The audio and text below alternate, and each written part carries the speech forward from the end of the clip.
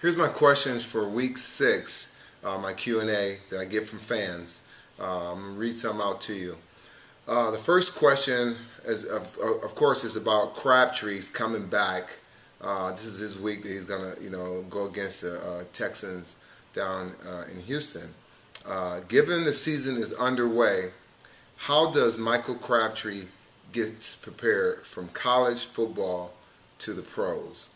Well, college football is totally different from the pros. When you play in the pros, you're going against the best. You're going against guys that are specialists, that understand their positions. So there's no room for error. You have to be precise on your route running, on playing aggressive. These guys are experts. You're going against guys like a Champ Bailey, like a Brian Dawkins. These kind of guys, they're smart. They know if you run a route the wrong way or don't run it precise, they can pick up on it and can look back and get an interception from the quarterback. So it's going to be difficult for Michael to come out and display his talents until you figure out exactly the system that he's going to be running. And then, if I was Michael Singletary, I would definitely keep him more on the outside and not, put him in a situation where he's going to get hit and, like across the middle and things like that. I would do like quick hitches or just, fade routes or just, down the field kind of patterns, just so he doesn't get hit, because his body still has to get acclimated to getting hit on, because he didn't have a preseason, so you missed 4 weeks of that, and then he missed 4 or 5 weeks of the season, not getting an opportunity to get that game time experience. So it's going to be difficult for him. I'm going to be excited to see what he does, and I'm going to see how they're going to utilize him. It's going to be interesting to see how 49ers is going to put him in the system. Maybe they might put him in a wildcat or something, have him come out of the backfield and catch a pass. I don't know. It's going to be interesting to see how Crabtree is going to do. And my second question that I want to relate to you, what happened to the Raiders? How they get revived in like 1 week when they got blown out the week before? They come back with the intensity that they're ready to go to the playoffs.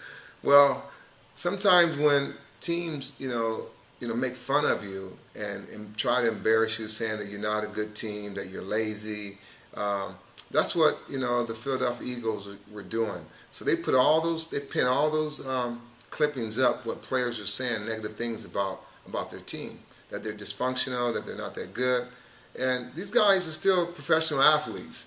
Any given Sunday, anybody can be beat. So the Raiders, stepped up to the plate. They played with a lot of intensity, played with a lot of urgency. The defense played well. Marcus played well. DeMarcus, played well. The quarterback, he kept everything together. He managed the game and let the defense do their thing, and they came out with a victory. So don't underestimate teams. Anybody can be beat these days. So, you might have a team that's red hot, but sometimes, you can have a bad day at the office. And that's what happened to the Philadelphia Eagles. And my third question is, how does Brett Favre keep pulling off these miracle games? Like these Hail Mary, passes at the end of the game. The defense knows it's coming, but this guy, man, he has a lot of luck going on his side right now, because I'm telling you, Brett Favre is an amazing quarterback, to bring this kind of attitude from week to week, showing passion, showing, that he still got a lot left in the tank, and he's a veteran guy. He just knows how to win. And sometimes when you fail, sometimes you're going to win some, So it's like Michael Jordan, he might not hit every three, but when he does hit it, a lot of times he wins, And just like, Wayne Gretzky, shooting a hockey, putt or something, he makes sometimes, and sometimes he don't, So great players, they find a way to rise to the occasion to make it happen. And Brett Favre has definitely paid his dues. and had a lot of games throughout his career that he didn't do as well.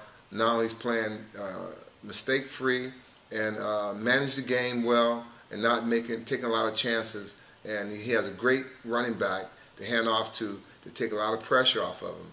And he has some great wide receivers out there. So, Brett is playing it cool. I think, if he keeps playing the way he's playing, these guys got a chance to being in the thick of things late, January. I mean, early January, rather, when the playoffs rolls around.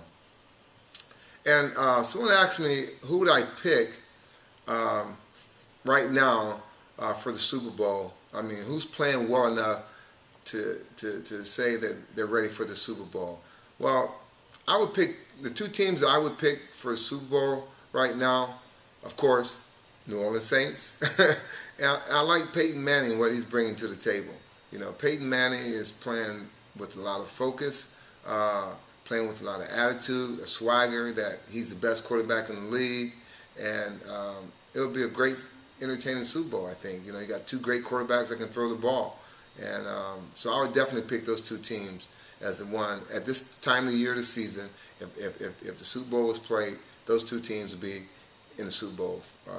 Those would be my picks. Thanks, and see you next week.